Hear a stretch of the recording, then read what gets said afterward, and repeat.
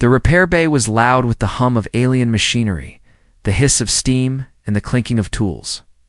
Ethan, the only human engineer in the colony, was bent over a half-open panel, tightening a loose valve. He had been here for 3 months, fixing everything from oxygen filters to the massive energy converters that kept the alien settlement alive. Across the room, a tall but graceful alien girl named Lyra worked quietly. Her skin shimmered faintly under the workshop lights, a shade between pale gold and silver. Her species, the Calorie, had something unique to smooth, rounded energy pods on their upper chest that glowed faintly. They called them coconuts, in their own tongue, though Ethan never asked why. Today, Lyra was connecting a line to the main power conduit. The colony had been losing power for days, and everyone was on edge. "Check the frequency stabilizer," she called out in her soft, musical voice.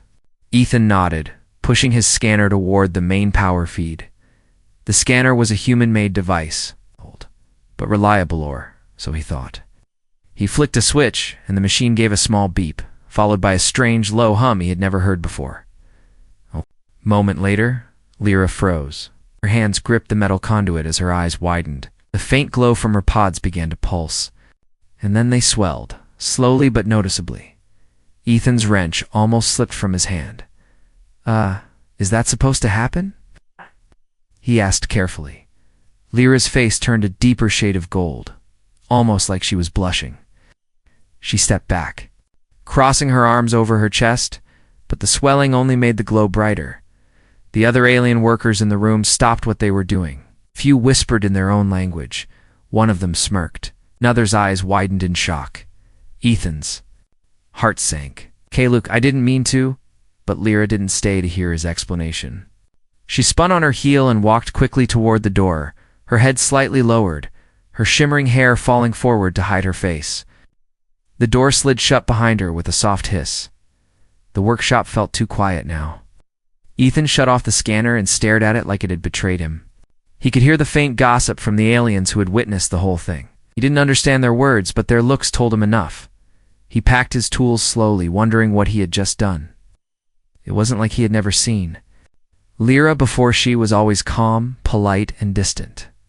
But this reaction was something else. Later, while he was sorting equipment in the storage room, the door clicked softly. He turned, expecting another worker, but it was Lyra. She stepped inside, letting the door close behind her. Ethan straightened. "Lyra, I'm sorry, I didn't." She held up her hand to stop him. Her eyes darted to the scanner in his hand, then back to him. "That thing you used, it changed me." "It was an accident," he said quickly. "I didn't know it would do." "Whatever it did." Her gaze lingered on him for a moment, almost searching his face for truth. Then she looked away. "In my culture," she said slowly, "that change is not small. It means something." Ethan's brows knit together. "Means what?" She didn't answer. Instead, she stepped closer, her voice lowering to almost a whisper. "You should be careful. Some will say you claimed me." He blinked. "Claimed you? No, that's ridiculous." But before he could ask more, she turned and left again, leaving only the faint scent of her hair and the echo of her words. Ethan stood there for a long time, his mind spinning. Claimed her? What could that possibly mean here? In the hallway outside, alien voices murmured again, and he caught his own name in their words. Whatever had just happened, it wasn't going to fade away quietly. The hum of the colony's power systems filled the silence. Ethan's stomach tightened. He had come here to fix machines, not cause some strange cultural mess. But deep down, he couldn't deny it when Lyra had looked at him just now. There was something in her eyes he had never seen before. Something that told him this accident was only the beginning. Asterisk the next morning. The colony's main workshop was buzzing with whispers before Ethan even walked in. He could feel it the way eyes followed him, the way conversations dropped to a hush as he passed. The aliens weren't subtle. Ethan kept his head down, heading straight to his workbench. He had no time for gossip, or at least that's what he told himself. In truth, his mind kept replaying the moment from yesterday. Lyra's wide eyes. The sudden glow, the way she'd crossed her arms and fled. Lyra herself was nowhere to be seen. Usually, she was one of the first in the workshop, going over tools with quiet precision. Now her absence felt like a hole in the room. By midday, Ethan was deep into repairing a ventilation unit when a shadow fell across his table. He looked up, expecting a supervisor, but it was an older Kalari male. His skin was weathered, his pods dim. He leaned closer. "You have caused changes," the elder said in a voice like slow thunder. "She will not hide forever." Ethan frowned. "I didn't cause anything on purpose. It was just an accident with my scanner." The elder tilted his head, his gaze sharp. "Accident or not, it woke something in her. Something you cannot undo." Then, without another word, he walked away, leaving Ethan with more questions than answers. Later that day, Ethan decided to take a break in the storage bay at the far end of the colony. It was quiet there, the kind of place where you could think. Without a dozen curious eyes on you, or so he thought, he had just pulled open a crate of replacement parts when the door slid open behind him. Footsteps, soft, deliberate. Ethan came a voice he instantly recognized. He turned. Lyra stood there, framed by the light from the corridor. Her face was calm, but her eyes flicked away the moment he met them. She was holding a small metallic cylinder, one of the workshop's calibration tools. "You forgot this," she said, setting it down on a nearby shelf. "Thanks," he replied. But his gaze dropped, almost involuntarily, to the faint glow of her pods. They were still slightly larger than before, their light steady but warm. He quickly looked away. Lyra noticed. A faint shimmer crossed her cheeks. "It hasn't gone back," she murmured. "I'm sorry," Ethan said again, though it felt inadequate. "I didn't know the scanner would, you keep saying." "You didn't know," she cut in gently, "but I wonder, don't humans test their machines before using them?" He raised a brow. "I do, but that scanner's never done this before. Maybe it reacted to your energy in some way?"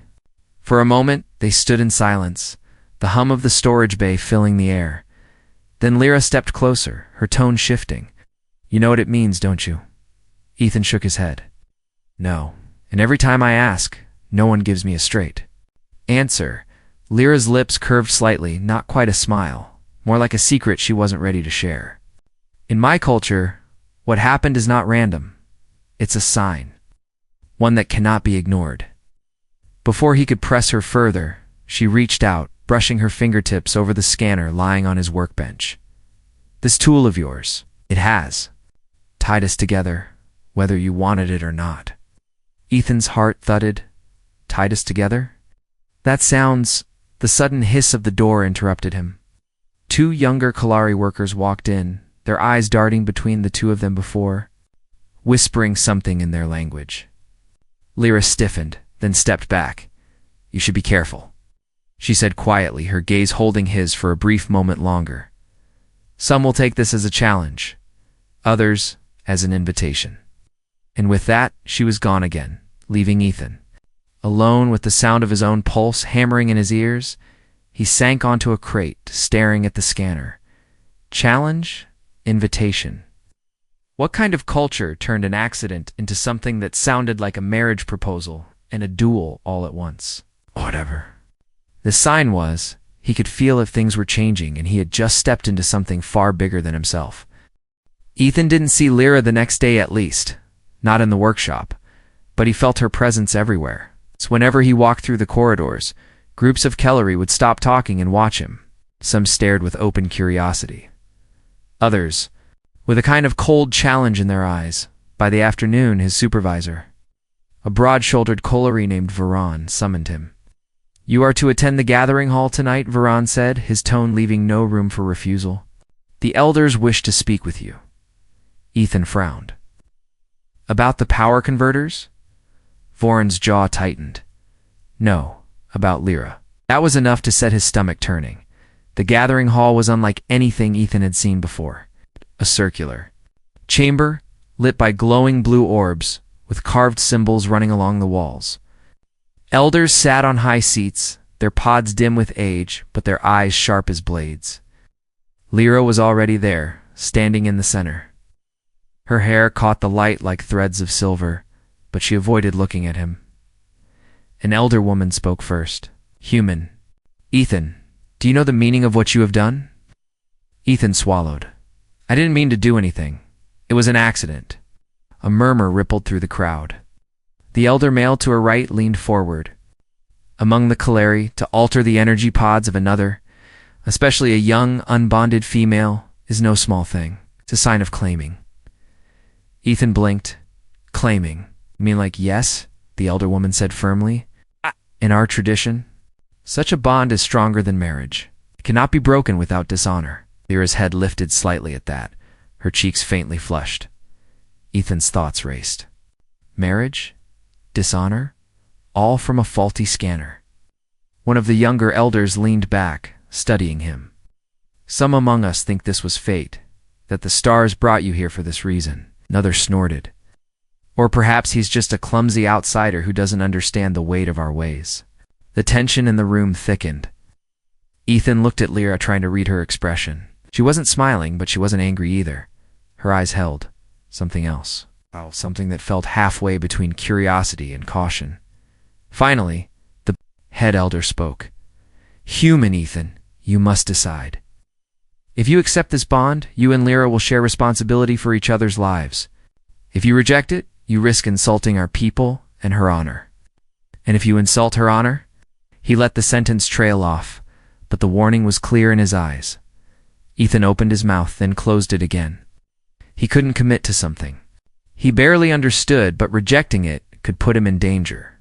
And the way the crowd leaned in, hungry for his answer, made him feel like a man standing at the edge of a cliff. Then, Lyra finally spoke. Her voice was quiet but steady. Perhaps I should let the bond be tested, if he is truly meant to. Be my partner. He will prove it. The elders murmured in agreement. The head elder nodded. Very well. Tomorrow, the trial of unity. If you survive it together, the bond will stand. If you fail, it will be broken. The crowd began to disperse, leaving Ethan standing there, stunned. Lyra glanced at him once before leaving the hall. Her lips curving into the faintest, most unreadable smile. That night, lying on the thin bed in his quarters, Ethan couldn't sleep. The words trial of unity echoed in his mind. He didn't know what it involved, but one thing was certain. He had stepped into something that could either make him part of their world or destroy him. And somewhere deep inside, beneath, the confusion and unease was a question he didn't want to admit to himself. Why did part of him want to see where this would lead? The next day began with an unnatural stillness in the colony. No chatter in the corridors, no rhythmic hum of machinery. Even the air felt heavier, as if the settlement itself was holding its breath. Ethan woke early, still turning over the words. Trial of unity in his mind. He expected to be summoned straight to the gathering hall, but instead, Varan burst into his quarters without knocking. Get up, the Cleric barked, his voice sharper than usual. Something has happened. Ethan threw on his jacket and followed. The corridors were lit with a red emergency glow. Kalari guards rushed past them, gripping strange, double-pronged weapons that crackled with blue energy. When they reached the outer observation deck, Ethan's eyes widened. Outside the transparent barrier, 3 black, spike-covered ships hovered like vultures above the colony's defensive dome. Their hulls bore the mark of the Verican aggressive raider faction he had only heard about in passing. They're after her, Varan said grimly. Ethan didn't need to ask who her was. They found Lyra in the main plaza, surrounded by guards. Her normally calm expression was tight with unease, and her energy pods glowed faintly under the tension. The head elder stepped forward, speaking to both of them. The Varrock have intercepted our communications. They know about the change. In Lyra, his gaze flicked to Ethan. They believe her energy is now more potent than any other Coleri. To them, she is a prize worth taking. Ethan frowned. So they're here because of me? You lit a beacon without knowing it, the elder said, and now they will try to claim her as their own. The word sent a chill through him. before any plan could be made, a thunderous impact shook the plaza. The dome shimmered under the force of a Verac plasma strike. Ethan instinctively stepped in front of Lyra as shards of debris rained from a nearby tower. Inside, now, Ferran shouted, pulling them toward the inner corridors.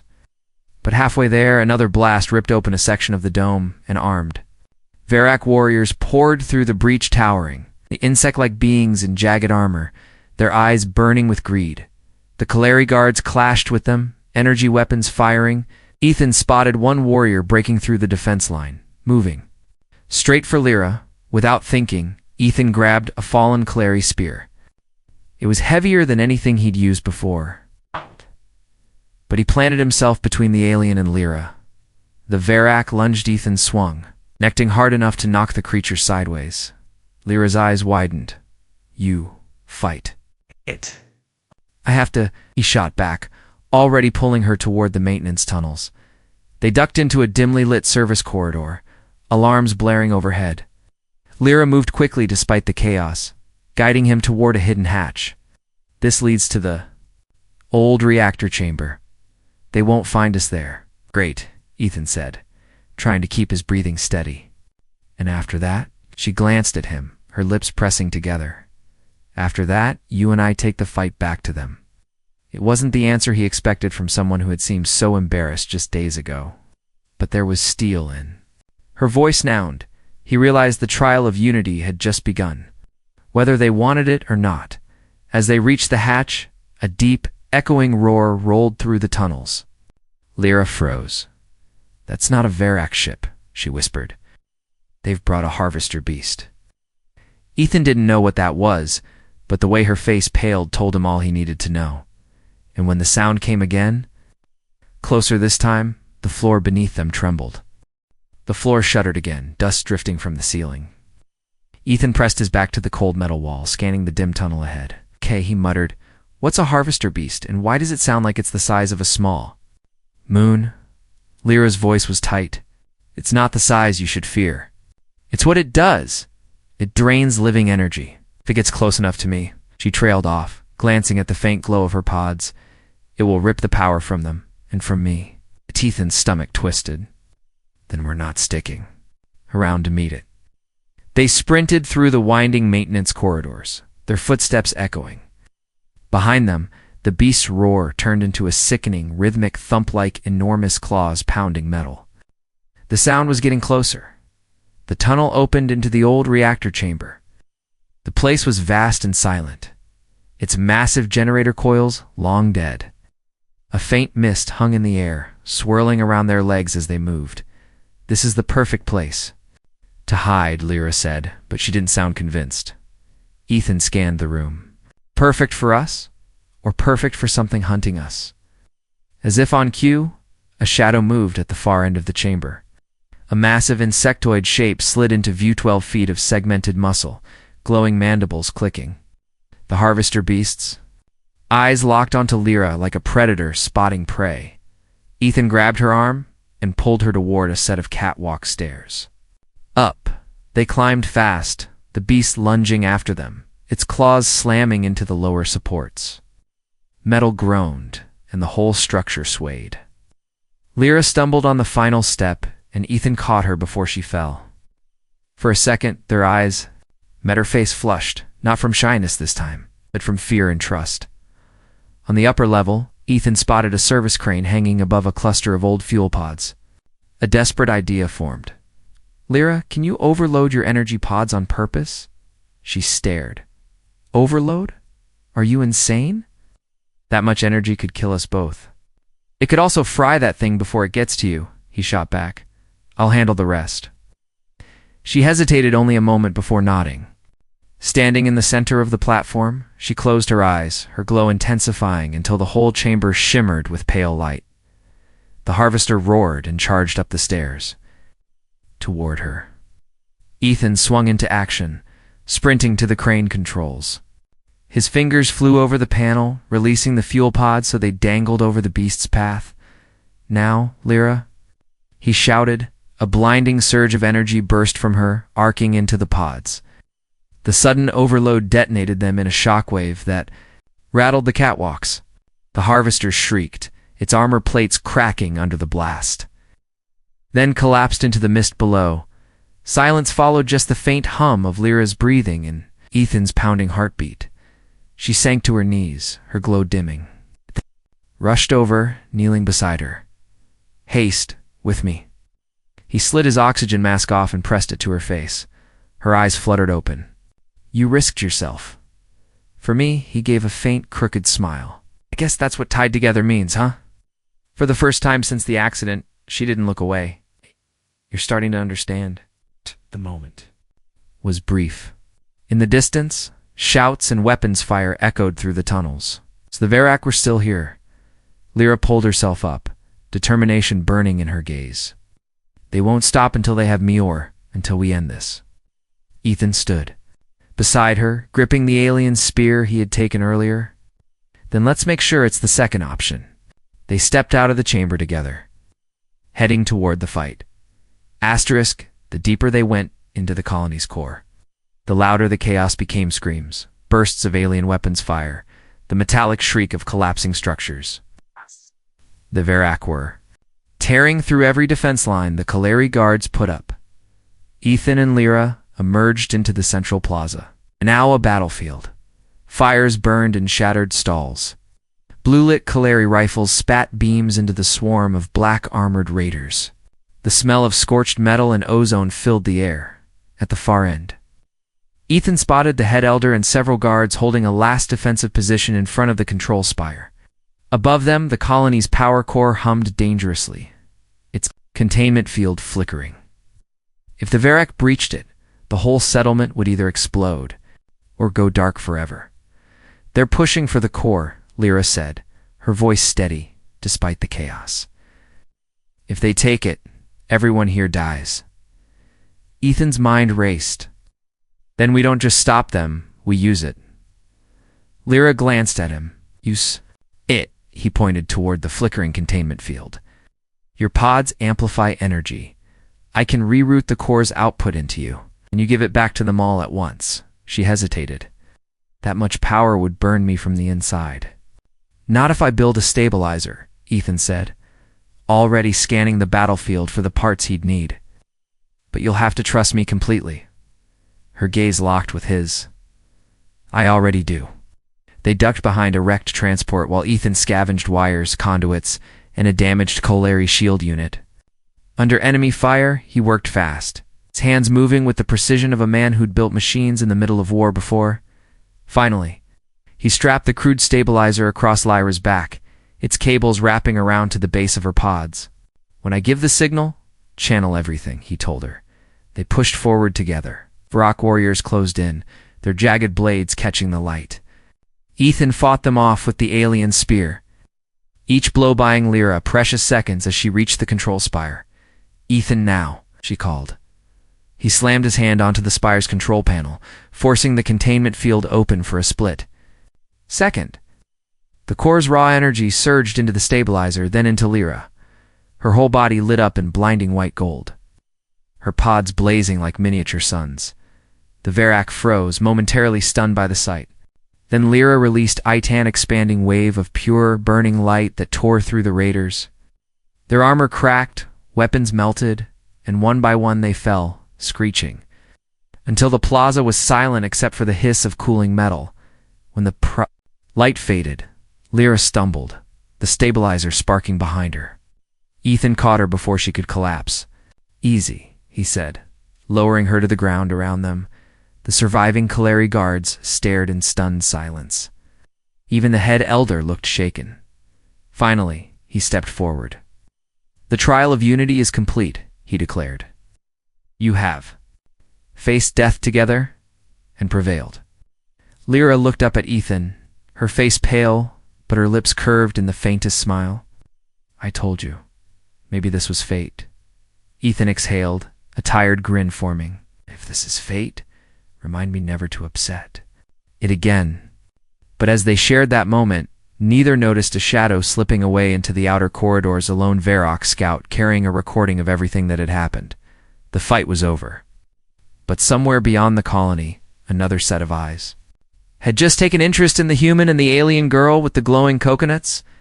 The colony had gone quiet again, not the heavy, fearful silence from before, but the slow, steady calm that comes when people realize they've survived.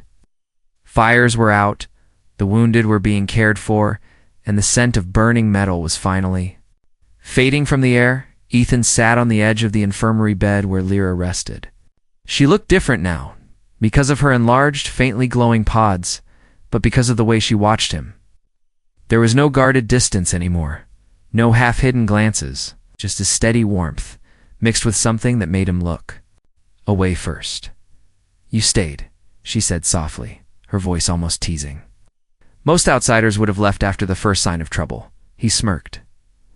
"Guess I'm bad at running away." Her gaze dropped briefly to her hands, then lifted. Again. "You saved me. More than once. You didn't have to." Ethan shrugged. "Maybe I didn't.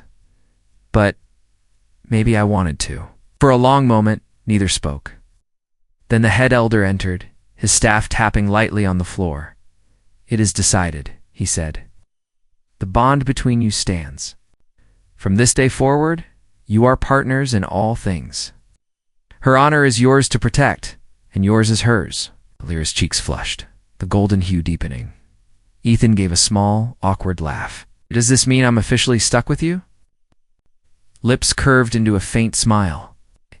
"If stuck means we face everything together, yes." Later, when the hall was empty, and only the faint hum of the colony's systems remained, Lyra stepped closer to him. "There's something you should know about our bonds," she said. Ethan tilted his head. "Should I be worried?" She looked down for a second, then met his eyes. "When someone causes this change in us, it's not just physical. It means our lives are tied. My strength will always answer to you, and my heart will too." Blinked, caught off guard. "That's a lot." Her smile softened. "Oh, then you should be careful with it." They stood there, the weight of her words hanging between them. Outside, The colony's dome glowed gently under the alien night sky. But in a far-off shadowed part of space, the Verac scout ship played back its stolen recording to a mysterious figure, one who leaned forward in interest. "Find them," the figure ordered. "If the human can unlock that power, he will not keep it for himself." Back in the colony, unaware of what was coming, Ethan and Lyra walked side by side toward the workshops. For the first time, there was no awkward silence, no second-guessing. Whatever. It started as a strange accident, was now something neither of them would let go. And when Lyra glanced at him, her cheeks glowing even more than her pods, she said softly, "Maybe. I wouldn't mind another accident someday." Ethan just laughed because he knew she wasn't entirely joking.